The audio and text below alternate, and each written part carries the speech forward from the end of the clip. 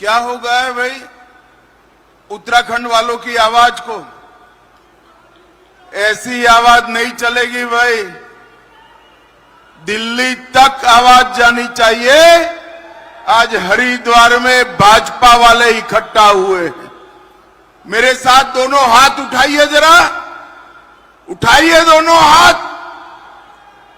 तीसरी बार भाजपा सरकार बनाने के संकल्प की मुट्ठी भींचिए और प्रचंड आवाज से बोलिए, भारत माता की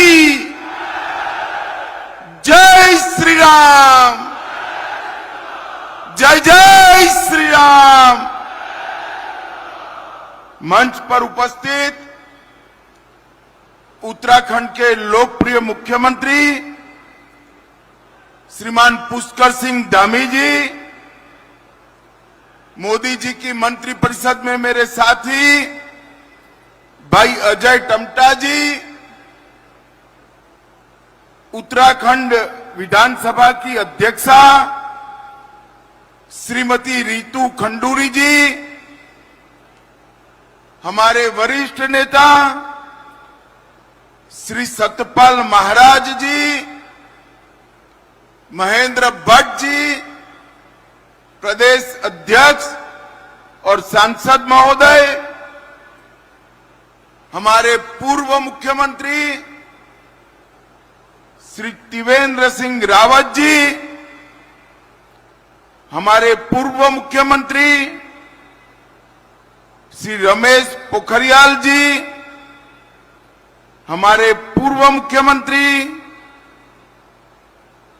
विजय बहुगुणा जी, हमारे पूर्व मुख्यमंत्री तीरथ सिंह रावत जी,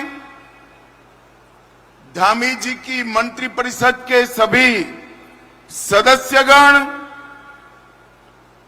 सांसद और मेरे मित्र श्री अनिल बलूनी जी, सांसद श्री अजय भट्ट जी, सांसद श्रीमती माला राज्यलक्ष्मी शाह जी, सांसद श्री नरेश बंसल जी, उपस्थित सभी भारतीय जनता पार्टी के वरिष्ठ नेतागण और आज इस विशाल समारोह में आए हुए प्यारे भाइयों, बहनों, माताओं और मेरे जिगर के टुकड़े जैसे युवा मित्रों, आप सभी को राम राम। सबसे पहले पूरे देश की आस्था जहां पर निवास करती है, पूरे देश के सभी अखाड़ों के, सभी प्रकार के संगठन के संतगण जहां निवास करते हैं, वो देवभूमि उत्तराखंड को मैं प्रणाम कर कर मेरी बात की शुरुआत करता हूं। बाबा केदारनाथ धाम, बद्रीनाथ धाम, गंगोत्री, यमुनोत्री और हेमकुंड साहिब के साथ यहां विद्यमान अनेकानेक तीर्थों को प्रणाम कर कर मेरी बात की शुरुआत करना चाहता हूं। भाइयों बहनों, आज मौका है धामी जी की सरकार के 4 साल पूरा होने का, मगर इसके साथ साथ मौका है भारतीय जनता पार्टी की सरकार के 9 साल भी आज पूरे हो रहे हैं। 9 साल भी आज। अभी अभी मोदी जी आए थे, उत्तराखंड के 25 साल का महोत्सव शुरू कर कर गए। मैं आज इस कार्यक्रम के माध्यम से उत्तराखंड की जनता को बताने आया हूं कि एक जमाना था जब ये उत्तराखंड देवभूमि अपने अधिकारों के लिए संघर्ष कर रही, अलग राज्य, अलग पहचान, उत्तराखंड की संस्कृति, इसको बचाने के लिए उत्तराखंड के युवा मैदान में उतरे थे और उस वक्त एक कांग्रेस पार्टी और समाजवादी पार्टी ने सहन न हो सके ऐसा दमन हमारे उत्तराखंड के युवाओं पर किया था। अनेक युवाओं को गोली लगी, उन्होंने बलिदान दिया। रामपुर तिराहा की घटना आज भी उत्तराखंड वासी भूले नहीं। मैं आज आप सबको बताने आया हूं कि उस वक्त भाजपा के वरिष्ठ नेता और उस वक्त के प्रधानमंत्री श्री अटल बिहारी वाजपेयी ने उत्तराखंड की रचना करने का काम किया था। एक कांग्रेस के सो कॉल्ड विद्वान कह रहे थे, छोटे राज्य कैसे टिकेंगे, इनकी अर्थव्यवस्थाएं कैसे चलेगी। अटल जी ने 3 छोटे राज्य बनाए थे, उत्तराखंड, छत्तीसगढ़ और झारखंड। आज तीनों राज्य विकास के रास्ते पर आगे बढ़ गए। और आज मैं कहने आया हूं, जब हमारी सरकार के 9 साल पूरे हो रहे हैं, मुझे याद है त्रिवेंद्र सिंह रावत जी को मुख्यमंत्री बनाया था। पहले कार्यक्रम में मैं आया था, तब मैंने कहा था मोदी जी, अटल जी ने बनाया है, मोदी जी संवारने का काम करेंगे, मोदी जी संवारने। और ये 9 साल उत्तराखंड के विकास के 9 साल हैं। ये 4 साल के अंदर मुख्यमंत्री धामी जी ने एक एक समस्या को चुन चुन कर समाप्त करने का एक रचनात्मक अभिगम लिया। इसके कारण उत्तराखंड आज विकास के रास्ते पर 2 दूनी रात चौगुनी गति से आगे बढ़ रहा है। और मित्रों, आज ही 1132 करोड़ के जन सुखाकारी के अलग अलग कामों का लोकार्पण और भूमि पूजन हो रहा है। आज यहां पर नई न्याय संहिताओं की प्रदर्शनी का भी उद्घाटन हो रहा है। मेरे उत्तराखंड देवभूमि के सभी वकील मित्रों को मेरा आग्रह है, न्याय प्रणालियों के साथ जुड़े हुए सभी युवाओं को और विशेषकर माताओं बहनों को आग्रह है कि ये प्रदर्शनी जरूर देखिए। मोदी जी के नेतृत्व में अंग्रेजों द्वारा बनाए गए 150 साल पुराने कानून, जिसको बनाने का उद्देश्य था अंग्रेज सरकार की हुकूमत को लंबा चलाना, वो समाप्त कर हमारे नागरिकों की सुरक्षा के लिए न्याय संहिताएं बनाई है। मैं ज्यादा कहना नहीं चाहता, परंतु इतना जरूर कहना चाहता हूं कि कानून के 2028 में कंप्लीट इंप्लीमेंटेशन हो जाएगा। उसके बाद कोई भी नागरिक पुलिस थाने में जाकर एफआईआर कराएगा, 3 साल में सुप्रीम कोर्ट तक की पूरी न्याय प्रणाली समाप्त हो जाएगी। अब समय पर न्याय मिलेगा।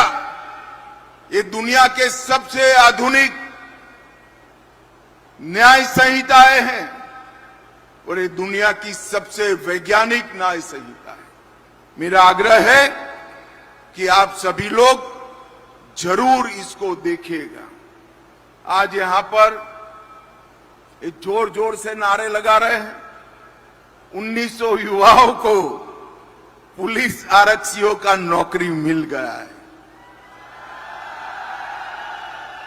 मैं सभी युवाओं को मन से पूछना चाहता हूं, अगर कांग्रेस की सरकार होती तो ये नौकरियां आपको मिलती क्या? जरा जोर से बोलो, मिलती क्या? पर्ची भी चाहिए होती और खर्ची भी लगती, दोनों लगता।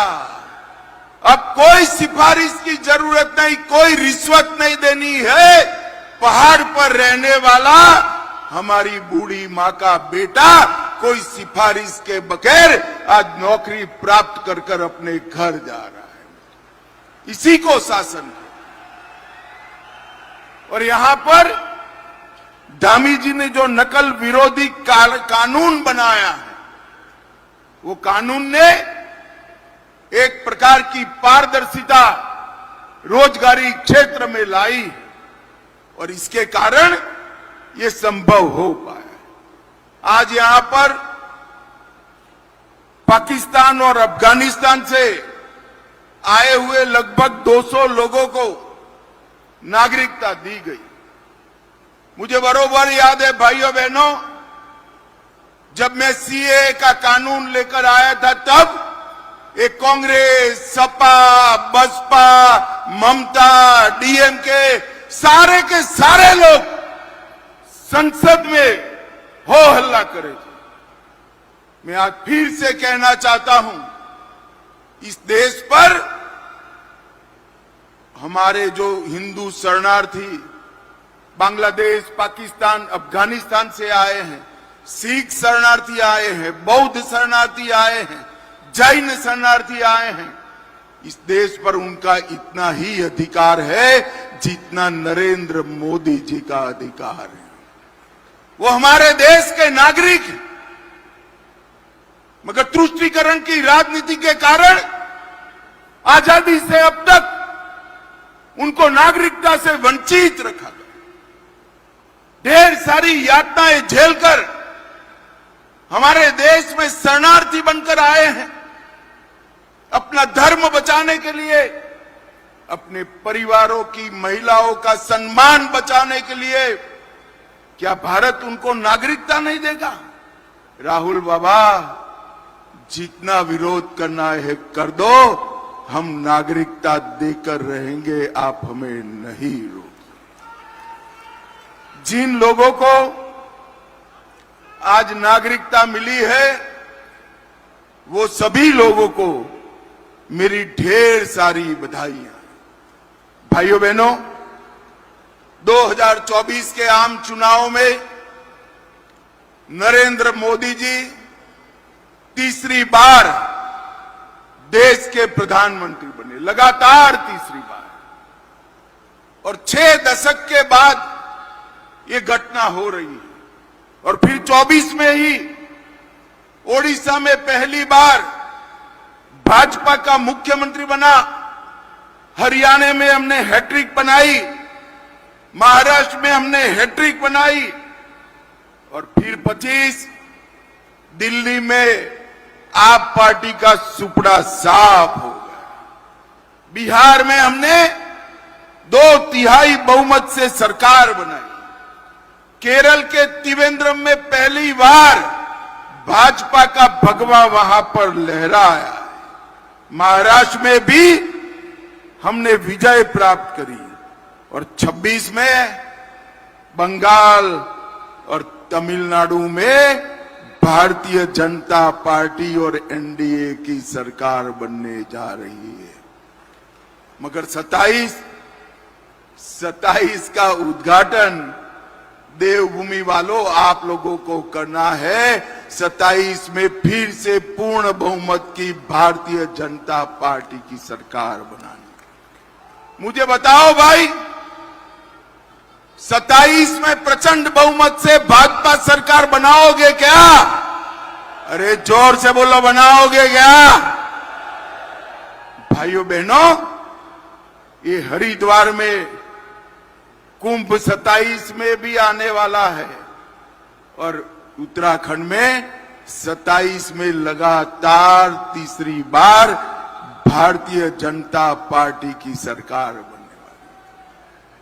ये धामी जी अभी धन्यवाद कर रहे थे मोदी जी का कि कुंभ के लिए एक बड़ी राशि उपलब्ध कराई है। धामी जी, इसमें धन्यवाद का कोई कारण नहीं बनता। हरिद्वार का कुंभ पूरे भारत की शान होता है, पूरे भारत की शान। और ये तो नरेंद्र मोदी सरकार, हमने हमारी संस्कृति से जुड़े कई साल पुराने सारे काम समाप्त कर दिए। धारा 370 को समाप्त कर दिया। हिंदू शरणार्थियों के लिए सीएए लेकर आए।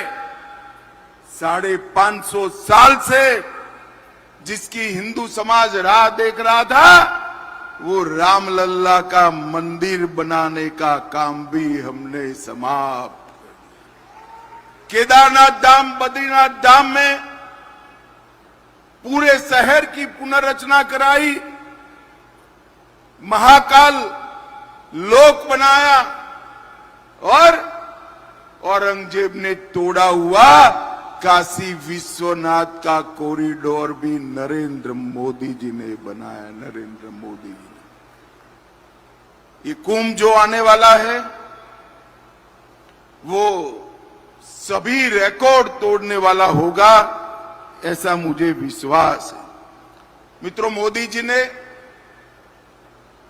सीमांत गांवों को भारत के पहले गांव का सम्मान दिया और वाइब्रेंट विलेज कार्यक्रम के माध्यम से हम सीमांत गांवों का विकास कर भारत के पहले गांव का विकास कर वहां पलायन रोकने की पूरी वैज्ञानिक योजना बनाई है।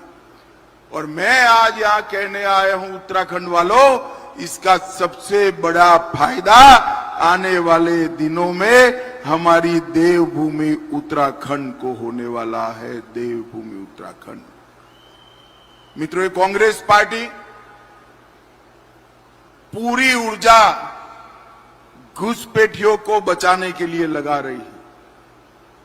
उत्तराखंड में हमारे मुख्यमंत्री धामी जी ने लगभग 10,000 से ज्यादा अतिक्रमण उखाड़कर फेंक दिए। 10,000 से।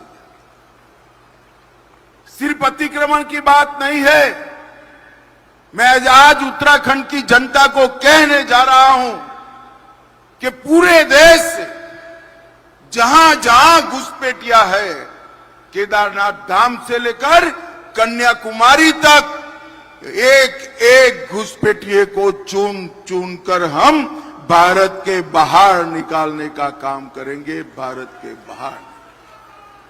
राहुल बाबा को जितना विरोध करना है उतना विरोध कर दे।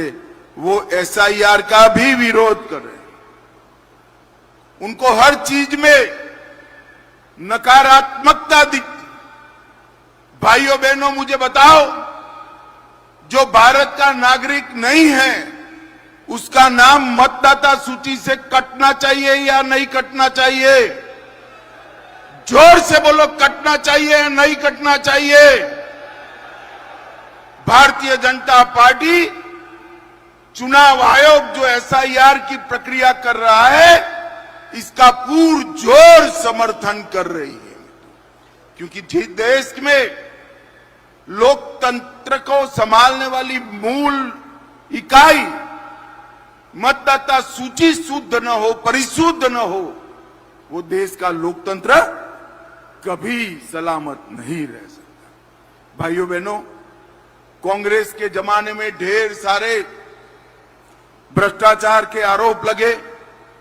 हरीश रावत स्टिंग प्रकरण, दलितों की छात्रवृत्ति का घोटाला, कमीशन एजेंटों से भरा हुआ सेक्रेटेरिएट, शराब नीति का स्टिंग कांड, कुमाऊं खाद्यान्न घोटाला। हमारी 9 साल सरकार रही। पहले त्रिवेंद्र सिंह रहे, फिर पुष्कर सिंह। हमारे विरोधी भी हमारी सरकार पर भ्रष्टाचार का आरोप नहीं लगा सके हैं, नहीं लगा। एक पारदर्शी तरीके से यहां पर 9 साल सरकार चलाने का काम भारतीय जनता पार्टी ने किया है। मित्रों, हमने इस देश से तुष्टीकरण की नीति को समाप्त कर दिया। मैं तो बधाई देना चाहता हूं धामी जी को। धामी जी यहां पर यूनिफॉर्म सिविल कोड लेकर आए। नागरिक का धर्म कोई भी होगा, एक ही कानून से उसको देश में रहना होगा। और उत्तराखंड हमारा देश भर में यूसीसी को लागू करने वाला पहला राज्य बना है, पहला राज्य। और ये यूसीसी ही जनसांख्यिकी में जो अप्राकृतिक वृद्धि है, ये अप्राकृतिक वृद्धि को रोकने का काम भी यूसीसी ही करने वाली है। और मोदी जी ने जनसांख्यिकी के बदलाव के लिए एक हाई पावर कमेटी भी बनाने का निर्णय किया है। कुछ ही दिन में वो कमेटी अपना काम शुरू कर देगी। मित्रों, आज मैं यहां आया हूं तब कांग्रेस के लोगों से हिसाब किताब भी मांगना चाहता हूं। भाई, मांगना चाहिए या नहीं मांगना चाहिए? जरा जोर से बोलो, मांगना चाहिए या नहीं मांगना चाहिए? 2004 से 14 तक कांग्रेस पार्टी ने डिवोल्यूशन की ग्रांट और ग्रांट इन एड उत्तराखंड को सिर्फ 54,000 करोड़ रुपया, 54,000। और मोदी जी ने वही 10 साल में 4 से 24 में 1,87,000 करोड़ रुपया देने का काम। इसके अलावे 12,000 करोड़ का केदारनाथ, बद्रीनाथ, यमुनोत्री, गंगोत्री 900 किलोमीटर का 4 धाम महामार्ग, दिल्ली देहरादून इकोनॉमिक कॉरिडोर 8,000 करोड़ का, 5,000 करोड़ से उत्तराखंड में 30 राष्ट्रीय राजमार्गों का निर्माण, 2200 करोड़ से टनकपुर में 8 मार्गों का निर्माण, नजीबाबाद अफजलगढ़ बाईपास, पुरकाजी लक्सर हरिद्वार रोड का नवीनीकरण।